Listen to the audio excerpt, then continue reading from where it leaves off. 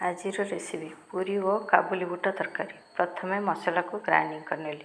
तापर गोटे पात्र में 2 कप अटा, गोटे कप मैदा, गोटे चमच चीनी, गोटे चमच लुण, गोटे चमच तेल दे भल भाव दली नेली। एपटे गोटे कड़े बसई ग्राइंडिंग कर मसला को कषि नेली। से गोटे चमच लुण, आधा चमच हल्दी गुंड, आधा चमच लंका गुंड, गोटे चमच चीनी आ गोटे चमच करी पाउडर पकईकि मसला टी भलकि काबुली बुट को भलकि सीझे नहीं 3टी सीटी देकर भलकि ये सीझे नहीं।